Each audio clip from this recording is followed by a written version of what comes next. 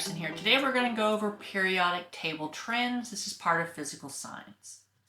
So let's talk about the periodic table. The periodic table is set up in a very specific way. We have groups, we have number of valence electrons. I can tell you if it's a metal or a non-metal. This is something that was not always the case.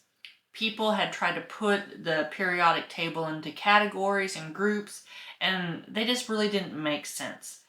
Dmitri Mendeleev comes along and he decides to reorganize this table. And he started putting pieces into these little categories. What was so amazing about him was he understood this table so well that he put these little blanks. See these little blanks? These little spots right here were placeholders.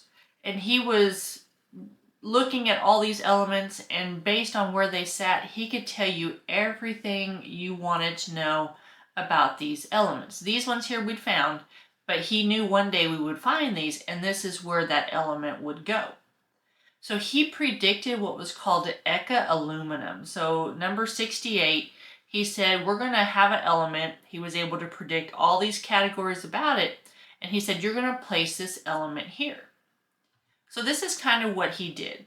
If I gave you all cards and I just told you to put them in a logical order, most of you guys would put them out like this. You put all of your aces together, your twos together, your threes, but then you would also in the other direction, you start putting them in the same suits. So all my clubs and spades, all my diamonds and hearts would all be together. And if I asked you, I want you to predict what would go right here. You don't have that card. You haven't found that card. But could you draw it out? Could you tell me exactly what it's going to look like?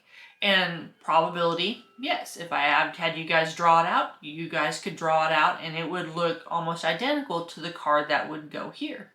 And this is what he did. He said, you haven't found these pieces, but when you do, they're going to look just like this. And this is the spot where they're going to go. He did this with Eka aluminum. So he said, all right, this spot right here, this dash is saying that you're going to have a specific element. It's going to have these specific properties, and this is where it's going to go. Eka aluminum is going to have a mass of 68. It's going to be a solid metal. It's going to be malleable, which means you can hammer it into a sheet. It's going to be ductile. I can put it into wires. It's going to be conductive of heat and energy. It's going to have a super low melting point, like it can melt in your hand. And the mass of 1 centimeter cube is going to be around 6 grams. This was what he predicted before anybody had ever found it. And he knew exactly what it was going to look like and how it was going to react. Later on, somebody comes along and finds gallium. Gallium is actually Eka aluminum. And when they looked at it, it's going to have a mass of 69, pretty close. It's a metal. It's going to be conductive. It's going to be ductile. It's going to have all of these things. It's also going to have a super low melting point. You can actually put gallium in your hand and it will start to melt from the heat emanating from your hand.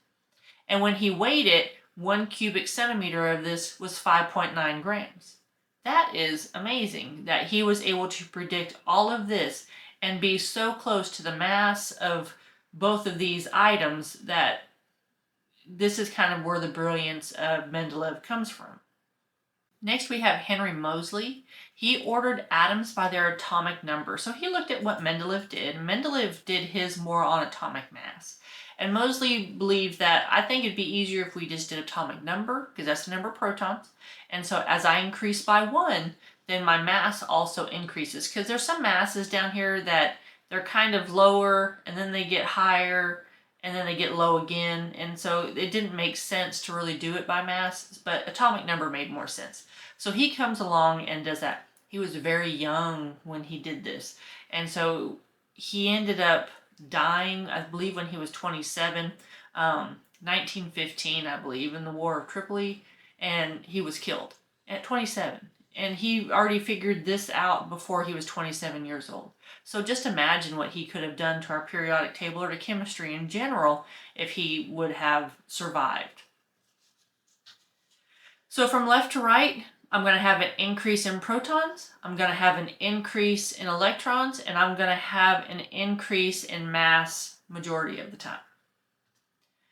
So my periodic table can tell me a bunch of things. Sometimes they're color-coded. They're going to show you groups. They're going to show you categories, metals, non-metals. And I have period and groups that are being able to be identified from this table. So a period is the number of rings. Remember, rings can also be orbits or shells. And that's when we talk about our Bohr models, those rings that we put on. So lithium would have 2 rings. Arsenic would have 4. If I wanted to look at xenon, xenon would have 5. Neon has 2. Helium has 1. So this tells you the number of rings. Groups tells you the number of valence electrons. Remember, those are the ones in the outermost shell. This group has 1 valence electron. This group has 2. Transitions, we kind of don't really talk about those in physical science. Chemistry, you'll go more in depth. But we go over here to this group right here. This group is group 13, but remember, I told you guys before in other videos, if you remove that 1, this group has 3 valence electrons. So everybody here has 3. This group has 4, this group has 5, this group has 6, this group has 7, this group has 8, except for helium, and we'll talk about that here in a second. So the Lewis dot structure shows your valence electrons. That's all it shows. Your Bohr model will show you all of your electrons in the rings and how they're all distributed across the atom. The Lewis dot is just concerned with electrons. I just want to know how many do I have in that outermost shell. So I look at the first one. Let's look at lithium. I look here at lithium. Lithium is in group 1, so lithium has 1 valence electron. So I show that with 1 dot. So 1 dot, this dot represents 1 valence electron in the outermost shell of lithium. I look at aluminum. Let's find aluminum. Here it is. Aluminum, I come up here. It's in group 13. But remember, I take away that 1. How many valence electrons does aluminum have? It has 3. I look at the next one. Sulfur. Sulfur's right here. Figure out how many dots you would draw for sulfur. I come up here, group 16, I cover that 1, I will have 6 valence electrons. I look at neon, neon's right here. How many valence electrons would I draw for neon? I look up here, I cover up the 1, and I would have 8. Now remember, I told you helium is a little different. So here's helium. Helium is in group 8, but helium does not have 8 valence electrons. Because how many electrons does it have total? I have 2. I can't add more electrons to helium. That wouldn't make sense. But helium has 1 ring. And if we looked at our Bohr model, what was the maximum number of electrons I can have in that first ring? 2. So this one is only going to have 2 electrons. This first ring is full, so it's happy. And so this is why it's kind of inert, which means it's not reactive like these other noble gases. So we'll talk more about that when we get to noble gases. But helium is the exception. This will have 2 valence electrons, not 8. So let's talk about metals. All these blue boxes, these are metals. So let's talk about categories and properties of metals. So metals are going to be solid at room temperature except for mercury. Mercury will be a liquid. They're going to be malleable and good conductors. So that means I can take it, I can hammer it, I can mold it into sheets, I can conduct electricity, I can conduct heat through it. So this makes metals very good for certain characteristics that I want. For example, if I wanted to cook on a skillet, I want a metal pan. I don't want a wooden pan. The metal pan is going to conduct heat for me to be able to cook. A wooden one would not. Is ductile, which means I can put it into wires. So we look at cables, we look at electrical wires. They're made out of very thin, fine-haired metals. They're shiny.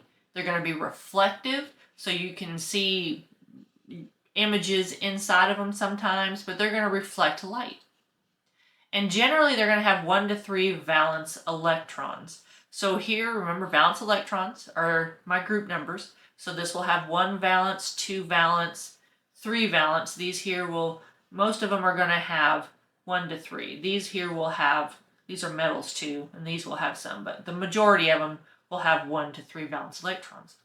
And they're going to form what are called ionic bonds. That's between a metal and a non-metal. So these want to bond with elements over here on this side of the periodic table. They're also good with what's called metallic bonding. So this is a metallic positive ion surrounded by negative electrons. So these are my positive ions, and these little blue dots are my electrons. This makes them good conductors. These electrons are going to swim, and they're just going to move and flow freely around these positive cation metallic pieces that are in here. So these electrons will just randomly go through. This is why electricity can move through metals and why they're good conductors, because these electrons will move that current through easy. Group 1 are alkali metals, so this is group 1. Okay, hydrogen is not a part of this group, so it's lithium down. We'll come back to hydrogen here in a little bit. But alkali metals are lithium down to francium. And they're going to have 1 valence electron. They're going to be shiny, so they're going to reflect light. They're going to be malleable. I can hammer them. They're going to be ductile. I can put them into a wire. They're going to be conductive. They're going to move energy through. And they're going to be soft. And what's interesting with these are like really soft. So if you looked at sodium, just sodium in its natural environment, like nothing else is attached to it, I could take a knife and I can cut it. It would oxidize, but it would cut like butter. These are also very reactive to oxygen. These will blow up in the presence of oxygen, and these actually, if they're in their just elemental form, have to be stored under oil in order to prevent water or any type of oxygen from coming in, because just that enough is going to be enough to cause this to explode. So these are our most reactive metals because of that characteristic. These do not occur naturally because most of our planet is water and oxygen, and if that was the case, stuff would be blowing up all over the place. So these like to bond with other side of the periodic table. They like to bond over here. So sodium and chloride, okay, can make sodium chloride. Okay, so sodium and chlorine will make salt. I can have lithium and fluorine. So these like to bond with group 7. Alkali earth metals is group 2. These are going to have 2 valence electrons. They're going to be shiny also. They're going to be malleable. They're going to have ductibility. They're going to be able to combine with others too. These are also not found free in nature. I just can't go find calcium by itself somewhere. It's going to be bound with something else. So usually you're going to see them bound with group 6 and group 7. They like to bond with these pieces here, and then if you have to break them down, you've got to pull these other elements off to get them by themselves. But they naturally do not want to be by themselves. Your transition groups, these are the ones that are in the center. These we really don't talk about a lot in physical science. In chemistry, you'll go more deeper into them, but we're just going to just talk about them for a second. These are going to occur in nature as uncombined elements, so I can find them in their original state. So we have ones that are called the iron triad, and this is going to be iron, cobalt, and nickel. These are going to be your magnetic types of elements. You can actually go out if you find a place when you see like rusty looking rock that has iron in it. You could take a magnet, and a magnet would be attracted to the iron inside that rock. You also have what are called the coinage triad, and this is going to be copper, gold, and silver. These make good material for things that you want to be durable for a long period of time. So coins, we want them to be durable for a long period of time. They're stable, they're very malleable, and they're free in nature. I can find copper by itself, and silver by itself, and gold by itself. They don't have to be combined with anything else. The inner transitions are these down here. These usually sit in this pocket right here, so you'll usually see two boxes, and sometimes it will have numbers like 57 through 71 or 89 through 103, and this is showing that this group should be here, but they subset it out. So this one here, this lanthanides, these are kind of just, they're all synthetic. Okay, these are all going to be synthetic except for these two right here. We'll talk about those here in a second. But these are synthetic, which means they're man-made. They're made in a lab. We're not going to find them naturally out in the environment. The ones that we like to talk about are the actinides. These ones are going to be radioactive and they're very unstable. These are not a natural type of element. Now let's talk about these two right here. All right, they're very difficult to research, but thorium and uranium, they're going to be the only ones we can find in the Earth's crust in any type of amount. They use thorium for camera lenses, and they use it because it helps to distort and keep light more consistent inside the lens and doesn't distort the light as it comes through. You have uranium. This is used in nuclear reactors, weapons.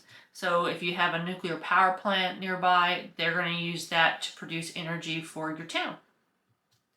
Non-metals are these yellows. So these non-metals right here are not metals. They're going to be gas or a solid at room temperature. And these solids are going to be not malleable. I cannot put them into a sheet. They're not ductile. I cannot put them into a wire. They are not going to be good conductors. They are going to be dull, powdery, and very brittle. Remember we would come back to hydrogen, so let's talk about hydrogen. Hydrogen is right here. It's in group 1, but remember it's not a part of these alkali metals. It is its own group. This is like a only child. This is the only element within this group, and it's because it has some different characteristics. It's a non-metal, so it's not a metal. But it has one valence electron, but it has some characteristics similar to these. So it has an honorary spot right here, but again, it's not an alkali metal. It's diatomic, which means it likes to bond with itself. So you can have H2 come across. You can also see that it is very flammable. If you guys ever remember the Hindenburg disaster, the Hindenburg was an airship that was filled with hydrogen. And you can see hydrogen is one, oxygen, nitrogen, that's what's in our atmosphere, is here. So the mass of hydrogen is a lot less than nitrogen and oxygen. So helium, hydrogen, these will float in our atmosphere.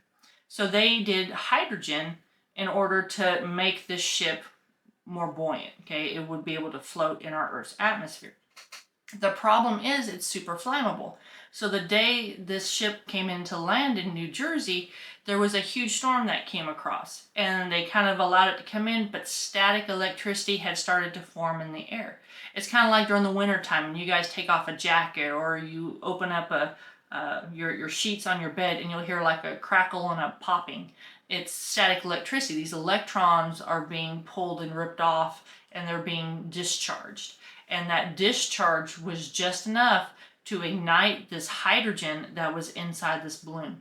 This airship was destroyed within minutes. The whole thing was gone. And so from that point on, they don't use hydrogen for these airships anymore. They use helium and a couple of other elements for that. So hydrogen is its own group. It's not an alkali metal, but it does have one valence electron and it has one ring in its orbit. The halogens are over here in group 7. And these are going to have 7 valence electrons. They're the most reactive non-metal. Remember, these are the most reactive metals. And as I go from lithium down, I get a lot more reactive. Lithium, if I put this in oxygen, it's just going to kind of like fizz. But if I put francium, just a small amount, I can have enough that's about as much as an atomic bomb. This will create a huge explosion. Over here, if I go from fluorine down to iodine, I become less reactive. This is the only column that does that. So fluorine is very reactive, but add chlorine, reactive. Chlorine gas can kill you. And then iodine, you use iodine for cuts. I can put this on a cut and it just disinfects. So as I go down, I become less reactive. So fluorine's the most reactive, and as I go down, I become less reactive. Bromine is at room temperature. It's going to be a liquid. It's like a brownish purple kind of gas. The only one at room temperature too is mercury. So these are my two liquids at room temperature. And that's bromine. Noble gases are here on the end. This is in group 8. They're going to have a full valence shell, so they're happy. And so we also call these the inert gases. Inert means non-reactive. They're going to be isolated. They don't like to bond with other things. They like to be by themselves. And helium here, again, is an example that is an exception because, again, I have 2 valence electrons. I have 2 electrons total. I do not have 8. All these other ones will have 8 in their outermost shell. So helium, I can put them in a balloon, okay? And then you have neon, argon. These will be in lights, and they'll take these gases, put them in, they'll run electrical current through it, and the gas will start to glow. Metalloids are these green ones here. Sometimes you'll see it spelled like this, sometimes you'll see it spelled like this. You just go with it. And these 2 down here, these 6 are usually always colored in as a metalloid. These ones here, sometimes they are, sometimes they're not. This one here can be a metal or a metalloid. This one here can be more of a non-metal or a metalloid. These have characteristics that can be more metal, more non-metal. It just depends kind of what they're with. But these ones here will always be there. These ones here, sometimes you'll see them, sometimes you don't. These are going to have properties of a metal and a non-metal. So they're kind of going to be a little bit of both, but not as good as those metals and non-metals by themselves. So they're going to be a solid. They can have a luster. Doesn't mean that they will. So here I have some metalloids. You can see they do have some shine. I could polish them up to where they have more luster, but they're not going to have as much luster as a metal. They can be semiconductors, which means they can conduct electricity, but not as good as a metal. They can be ductile, just maybe not very sturdy when they're in a wire. They can be malleable, which they can be put into a sheet, but sometimes there's a size limit with what it is because it's going to become more fragile or brittle as it gets bigger. So here I have some that have luster, okay, but they're not going to be as shiny as a metal. Silicon is going to be one that we talk about a lot with computers. And so silica is going to be the second most abundant element in our crust after oxygen. So we are able to find a bunch of this silicon in our Earth's crust. So we see it in dirt, we see it in rock, and they use these as what's called a semiconductor. We see these in computers. You have silicon chips. Have you ever heard of Silicon Valley? That's where they do a lot of computer stuff. They use silica because it's very good at conducting energy in a short distance, but again, it's very fragile. If you take a laptop, if you take a computer, you take your cell phone, you drop it, the silica can break. And that's what causes your phone to stop working or your computer to stop working. You've broken one of these bonds, or you've broken some of these silicon plates that are good conductors, but they're not as strong as a metal. Carbon group is group 4. This is going to be 4 valence electrons. They're going to be a mix of metals, nonmetals, and metalloids. And these can produce what's called an allotrope. And this is where I have a different molecular structure, but it's the same element. So this is what this means. I have carbon. And if I have carbon, if they're just kind of like in a mismatched pattern, carbon looks like this. This is pure carbon. This is an element. But if I take these same elements and I put them in a grid and I put them in a grid-like structure, pack them in real tight, I turn into a diamond. Diamond is the hardest, most natural substance we have on our planet. This will cut so much stuff on our planet. If I used this to cut through metal, nothing's going to happen. This is going to fall apart. But it's still the same thing. It's all carbon. Here I have carbon, but just the organization of those molecules change the properties of it. So this is interesting where you can have an allotrope where I can have the exact same elements, but the way it's set up in its structure can change its function. Nitrogen group, this is group 5. I have 5 valence electrons. I have a mix of my metals, metalloids, and nonmetals. These are also diatomic. Remember, hydrogen's also diatomic, and that's when it likes to bond with itself. So you'll see N2, P2, and these combined don't like to be broken down by the human body. So N2, we don't like to break that down. So we have to combine it into a compound called an amino acid, and we use amino acids to make proteins. So your body is 50% of your dry mass is proteins. And so your nitrogen is able to come in and make these amino acid sequences, which will fold into proteins. Your oxygen group is group 6. You have 6 valence electrons. They also call this group the chalcogens. And this is a stinky group. So this sulfur right here, if you've ever been somewhere where you have some type of geyser, usually you smell like rotten eggs. And that's the sulfur that's coming out. So some of these kind of are stinky elements. These are also a mix, and these also like to be diatomic. So oxygen gas, the air that we breathe, is O2. So these are 2 elements together that are bonded, and we need that for cellular respiration. There are 90 natural elements. All these ones here that are shaded, these are all synthetic. These are all going to be made in a lab. They are very unstable, and they exist just for a very short amount of time. All right, let's recap our groups. I have group 1, alkali metals. Hydrogen is not a part of that group. This is very reactive with oxygen, my most reactive metals. As I go down, I get stronger. Hydrogen is all by itself. It has 1 valence electron, very flammable, likes to make diatomic molecules. Group 2, alkali earth metals. These have 2 valence electrons, and these like to bond with group 6 and 7. Transition metals, I have my iron triad. These are going to be your magnetic. I have my coinage triad. These are going to make coins. These are going to be found, most of them will be found on their own out and about. This group here is group 3. I have metalloid and metals, 3 valence electrons. Carbon can make an allotrope, which can change its structure, but the elements are still the same. I have 4 valence electrons. This is group 5. These like to make diatomic molecules too.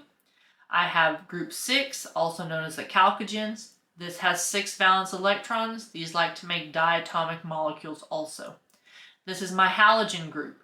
As I go down, I become less reactive. These are my most reactive non-metals. So my halogen groups, they also have 7 valence electrons. Here I have my noble gases. These are also called inert. Helium only has 2 valence electrons. It does not have 8 valence electrons, but from neon down, I do. These like to be by themselves. They do not like to bond with others. My actinides, these down here, are going to be very unstable, reactive. Thorium, uranium, I can find in some pieces in the Earth's crust. All right, that's a lot. Okay, periodic table, complex, but once you know the simple ways to work around it, it makes a lot of sense. If you guys have any questions, let me know. We'll talk to you later.